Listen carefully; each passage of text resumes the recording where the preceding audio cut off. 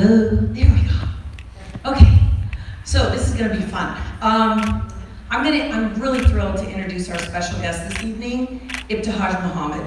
She is a passionate crusader for women's rights, an Olympic medalist in fencing who in 2016 became the first American to compete in a hijab. She's an entrepreneur, a writer, and speaker who was named one of Time Magazine's 100 most influential people. In media appearances and in her work with the U.S. Department of State's Empowering Women and Girls Through Sport initiative, an organization like Athletes for Impact and the Special Olympics, she continually challenges stereotypes and advocates for acceptance and inclusivity. Please join me in welcoming Ibtihaj Muhammad.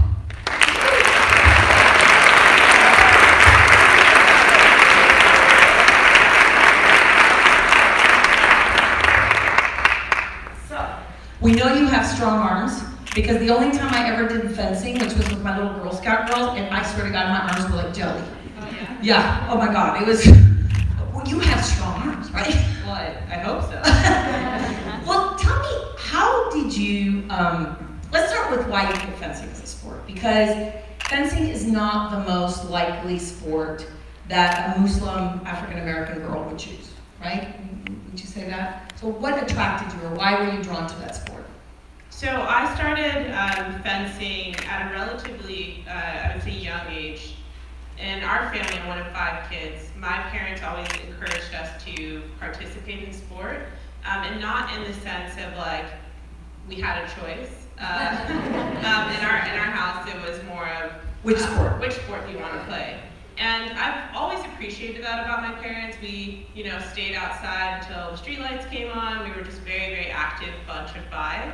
And I remember driving past my local high school at 12 years old. I was with my mom, and we saw fencers from the street, sitting in the car. We saw fencers practicing in the school cafeteria, and they had on, long white jackets. They had on white pants. And my mom and I had no idea what sport it was, but because they were covered, and it uniquely accommodated my religious beliefs, my mom was like, "You're doing that." And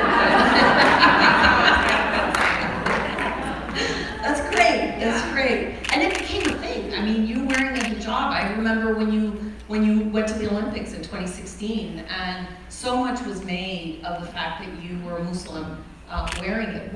How did you feel during that time? I mean, that so much attention was placed, not necessarily on you as an athlete, but on you as kind of a statement that maybe people thought, not a statement, but the way you are. You just carry yourself with such grace. Like, how did that make you feel to have all that kind of attention around you? So, I mean, a lot happened between 12 yeah. and the Olympic team. But I qualified for the Olympic team in February of 2016. I was one of the first athletes for Team USA to qualify. And I qualified simultaneously around the presidential campaign, where there was a lot of, I would say, negativity around the Muslim community in terms of the way the presidential candidates were speaking about the Muslim community. And it has become very normal for us to hear and see things about the Muslim community, particularly here in the United States, that are often dark and negative, and in my opinion, do not accurately reflect my community. And so to have this, newfound attention around me as an athlete, because I'm in a smaller sport, the sport of fencing. I'm sure I'm the only fencer that you guys know. I'm sure I'm the only one in the room today, and that to me. Though it was very new to me, to have to, speak publicly or have to do a lot of interviews and deal with media in this newfound capacity, I felt like it was something that I had to do, not just for myself, but also for my community in a way that I wanted young girls, whether Muslim or not, Black or not, to understand that they deserve to be where they want to be. And you can't allow people to dictate your story for you. And so many times when I was younger, I was told that I didn't belong, not just as a young girl who wore hijab in sport, but even as an African American who wanted to exist in the sport of fencing. And it can be really difficult to navigate spaces where you're made to feel as if you're not welcomed. And to have the opportunity to speak out and speak against a lot of the negativity that we see played out, unfortunately, in our politics, that we played out on the news, it's not something that I would ever pass up. And this is why I started Athletes for Impact. I co-founded it with other prominent athletes here in the United States, and it's a way for us as professional athletes to mobilize and to not only engage with our local communities, but us to find our footing as activists and to use our platforms hopefully in meaningful ways and to continue to be agents of change. And that's such an important thing for us to do. So you wrote an autobiography. It's called Proud, My Fight for an Unlikely American Dream, and it's a really great read, so I suggest you get on Amazon after the show. We can do it now. No, they want to listen to you, not yet. No, put those phones away. No. But you write, from the very beginning you were having to deal with, being different. I mean, you've lived your life. You're an example just by living your life. But, from a young age, you write about the fact that you didn't have the luxury of fitting in. So how did that affect you? We have a lot of young people here today who perhaps have voices that are not common or not heard. What can you tell them about that journey when you were young, coming up? I'm sure most of us have had moments in our lives where we've been made to feel out of place or like we don't belong. And I know that for me, from the time I was super young, I've been made to feel like a square in circle spaces. And whether it be in the classroom as the kid who always had, her hand up and wanted extra credit and wanted an A, or whether or not it was on the athletic field who, I wanted to win and I was always very competitive, it can be difficult to be that kid. And because I think I struggled in that sense with acceptance from my peers, I just kind of learned to do my own thing really early on. And I remember I cried a lot as a kid. I had an older brother who bullied me relentlessly. And I remember my mom telling me, not to allow, whether it be whether it be, an instance that happened at home that would make me cry, or whether it be something that someone said to me. My mom always told me, try not to be a sponge. Don't absorb the things that are happening or the things that someone says to you. Try to repel those things. Don't allow them to seep into your psyche or affect how you feel about yourself. And so I would say I'm really lucky in that from a young age I was like, you know what, I'm gonna do my own thing. You don't like that I have my hand up and I want to get straight A's. You don't think I deserve to be in this, advanced placement class, or I deserve to be, All-America, or whatever it is as an athlete. I just kind of decided, I'm gonna chase down whatever goal I set for myself. And I've always been really motivated by the idea that people, don't expect things of me or don't believe that I can achieve something, because I thrive off the notion that not only can I do what they don't think I'm capable of, but I can do it better than they can. And I think that that's something that we can all do for ourselves. You don't have to be me. You don't have to be a professional athlete to have that hunger and that drive. And I think learning to be your own biggest supporter is one of the greatest gifts you can give yourself, whether you're young or you're old, whether you're rich or you're poor. If you decide, you make that conscious decision to support yourself and be a cheerleader and an advocate for yourself and chase down those dreams, no one can take that from you. The hustle and the grind is something that you have, no one can take from you, no one can dictate to you how hard you choose to work. But that's something that only you can change and you can take hold of. Earlier today on the panel, they were talking about how the naysayers actually give them fuel. Did you find that? I mean, you went to Duke University, and you get out, you qualify for the U.S. fencing team, you get there. It wasn't always welcome for you, and yet you keep going. I mean, you just keep going. And I know the athletes have that kind of, I'm going to set a goal, and I'm going to work for it, and I'm going to get there, but what is it in you? We all have the doubts, we all have those late nights, where we're in bed thinking how am I going to what am I doing in here? I'm totally pulling the wool over everybody's eyes because I shouldn't be here. And you write really candidly about, those feelings. So how did you get through Duke? Because that's a tough school, just getting through there. And then the experience that you had with the U.S. fencing team. What got you through that? So I started fencing not only because it uniquely accommodated to my religious beliefs, but when I looked at the top 10 schools in the country, they all had fencing teams. And coming from a large family, one of 5 kids, I had to be creative with how I planned to pay for this, top 10 education. I didn't have $50,000. But you already knew you wanted to go to top 10 school. Oh yeah. You had made up your mind that, right? No, sport was never like the plan. The plan was like strong academics, go to a good school. And in our house, you couldn't play sports unless you had straight A's. So my parents were like really tough on us as kids, and totally appreciated. I feel like that has made me what I am today. But I know that the plan was never, to become a professional athlete. And for me, going through this grind of high school, trying to be an athlete, get good grades, and then be recruited by these top schools, I ended up going to Duke on an academics or partial academic scholarship. You're going to be a doctor, right, at that point? I was pre-med for far too long. I think until I was a junior in college, and then decided to go another route. But when I graduated from school, I was studying for the LSAT and applying to different law schools. And at that time, I looked at Team USA, and I noticed that there had never been a woman of color on the United States Women's Saber team. There's 3 weapons in fencing: foil, epee, and saber. Saber being the best, that's the one that I fence. They had never had a woman of color, and this was in 2007. So I thought that that's crazy that this hasn't happened. I, at that time, had no world ranking. I had never been to a senior competition before, domestically or internationally, but I knew my work ethic. And I knew how hard I could work.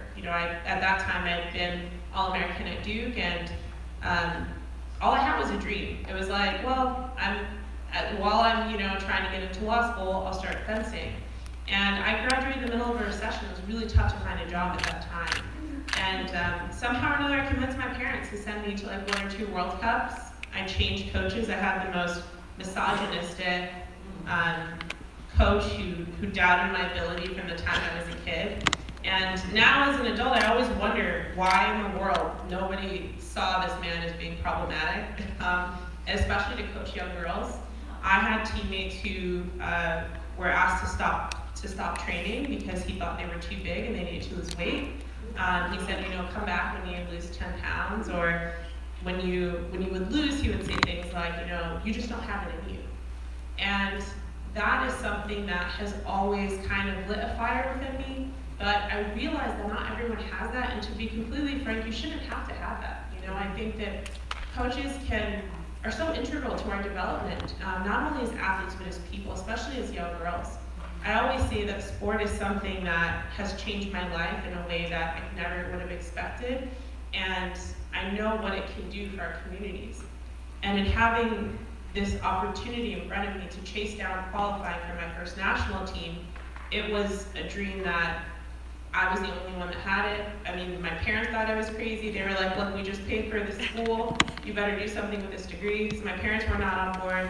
My friends who, were working at Goldman Sachs, or, were going on to like Harvard Med, I mean, the grass is always greener. So you look at, your friends who are completing, these really prestigious moments in their lives, and you're like, man, I'm, going to World Cups, trying to hustle just to break in to the top 64 in the world.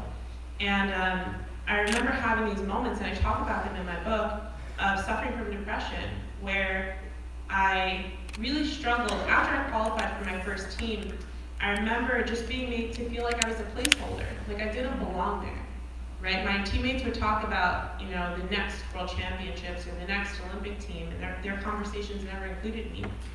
And that, I think, lit a fire in me, something that it's really hard to explain why I would have that type of reaction. Yeah, because I'm like listening to you talk, and I'm going, what is this secret sauce? Like, I mean, you aren't even qualified, and you're saying I'm going to qualify, and your family's not really all for it. Your friend, what is it in you that makes you? I always say that there's a really fine line between Olympians and crazy. Like, who knows where this line is? Because you really have to be like a special kind of crazy to sacrifice relationships with your family, with your friends, to not have time to socialize, to not have time for anything else but your craft, what your sport is. And I was eating, sleeping, and breathing my sport. And when I'm, making this climb from my first World Cup in 2008, 2009, I think I was, maybe 300th in the world, to my highest of number 6 in the world, to make that climb, over this 8-year period, there are just moments that you are really just chasing perfection. And we all know that perfection doesn't exist, but you are you're working so hard that you want to be better than you were yesterday. And so if I come home with a silver medal from the World Cup, I'm trying to figure out how I'm going to win gold in the next World Cup. And it just becomes this really crazy hustle that you have, but also, for me, it was always to break barriers and to change not just the way people saw fencing, and seeing it more diverse and seeing it be a more inclusive space, but to also change the way that we think about the sport itself. And fencing can be very nepotistic. You have coaches and athletes who want their club mates, or you have coaches who may want their athletes on the team. And one of the cool things about competing for the United States is that it's point-based. So when I was, making my climb and trying to qualify for the Olympic team, no one could take my results from me. And qualifying for the U.S. Olympic team was the greatest gift that I've ever had in my life. A lot of people talk about an Olympic medal, but for me, because no one thought that I would ever qualify, and I don't even know if I ever thought it. I knew that for me, I was just chasing down the impossible. And again, How did that feel? Yeah. Like seriously, when they told you made it, you're on the team, how did that feel?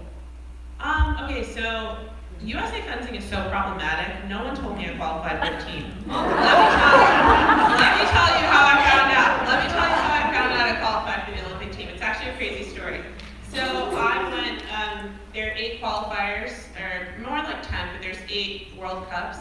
I'm in Greece with my mom, my sister who also competed for Team USA, and I had food poisoning. So my mom, my sister, and I are in this hotel room. I have awful food poisoning. I'm trying to go through food poisoning in silence, which is very difficult, because my sister has to compete the next day. My mom will not talk to me because she's so upset. She flew all the way to Greece, and I'm sick. She's like, I can't even believe it. This is how hard my parents are. Anyway, I'm top 16 in the world at this point, so I don't have to compete the first day. I'm very lucky. The other 4 athletes who unfortunately got food poisoning did not favor as well and got knocked out the first day. So the second day of competition comes, a gift from God. I, won a bronze medal that day. I don't even know how it happened. It's, I think, just a lot of hard work, and your body just kind of takes over. And I won a bronze medal. My mom and I, my sister, were all taking pictures. We're really excited. Won a bronze medal during the Olympic qualification process, and I go home. I'm scheduling appointments, like therapy appointments, physical therapy with my trainer, scheduling lessons with my coach, headed to practice, and I get a ding on my phone. I get a Google alert. We all have Google alerts on ourselves, right?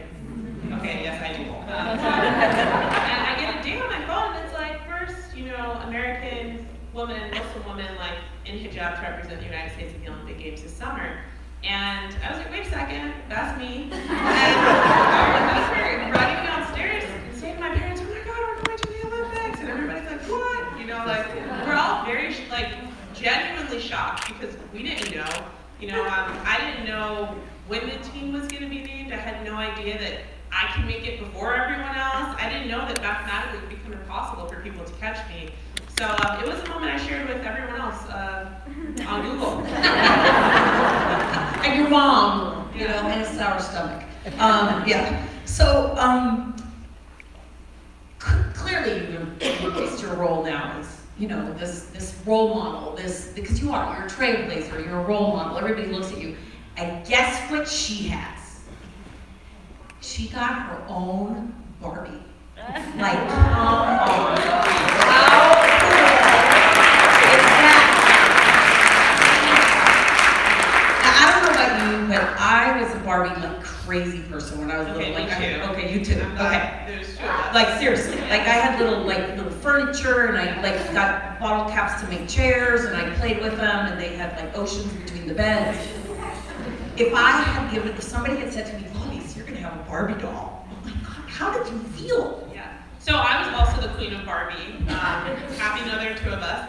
I had a 3-story dollhouse in my room. I had a pool on the roof. I had an RV. I had a Corvette. I had a pink Corvette. I love Barbie because it was a moment for me to escape my older brother. But also, I love that everything allowed me to be. Everything Barbie allowed me to be, and that was anything that I wanted that day. I could be a firefighter. I could be a stay-at-home mom. I could be a doctor. It was really up to me. And in our house, my parents only bought us brown and black Barbies. And that was their effort to make sure that their girls saw themselves represented in doll play, which I always thought was really cool. And I remember when I would go to Toys R Us, I'm aging myself because Toys R Us is no longer open. But when I go to Toys R Us, if I had the 2 brown Barbies on the shelves, I didn't go home with the doll. And I remember when I was at the Mattel warehouse, and it's really cool, if you ever have the chance, we're ever in California to go visit, it's really cool how Barbie starts from an idea to this object, right? And Barbies have come such a long way. You know, they're size inclusive now, they have different skin tones, different hair textures, different eye colors, and when I was working with the Mattel team on my doll, for me it was really important things. I wanted my doll to have strong legs. I was made fun of as a kid for having large legs, and I feel like my strong legs helped me win an Olympic medal, so I'm very proud of it. Yeah.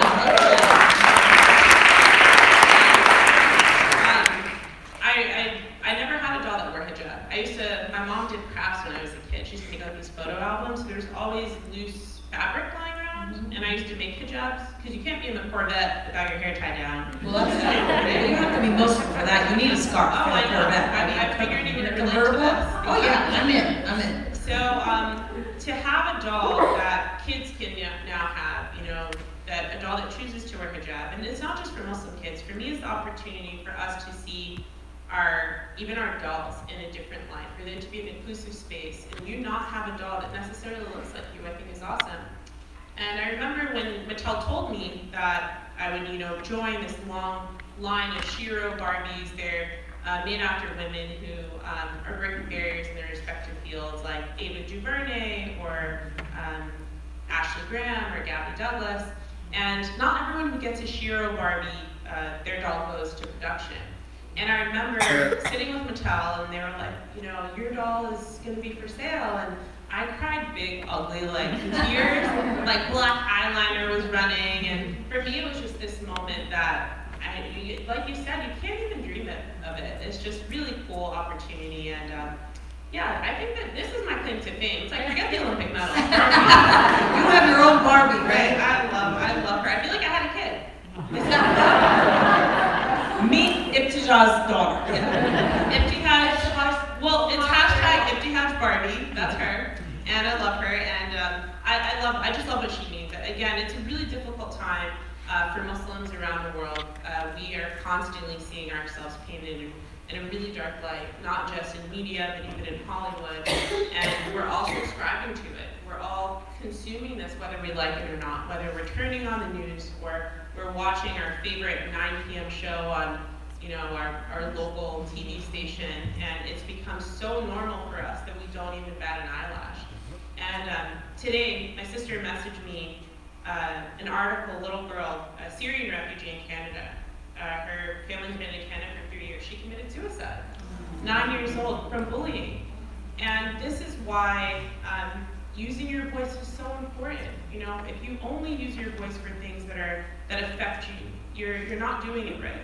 I feel like we all need to stand up for one another in this moment. It's so difficult, and the idea that there are kids out there committing suicide for being bullied for wearing hijab or just being different. Or just being different or being themselves. It's hard. I remember being bullied. I remember being followed home from school and being made to feel like it didn't belong. And it's so hard. And it's we need to care for each other. We need to stand up for one another. And you have to do that. We have to. You don't have a choice. This is your moment.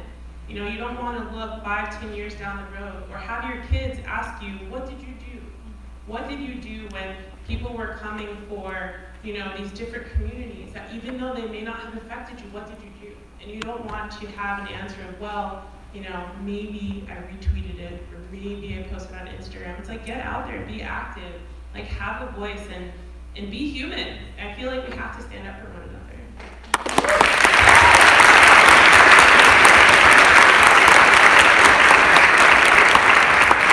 And I'm getting signs from the side that I have to wrap, but because I could sit here and talk to you all day. You've really moved me because in my work at Girl Scouts, the thing we always say is if she can see it, she can be it. And now girls can see it because of you. So thank you.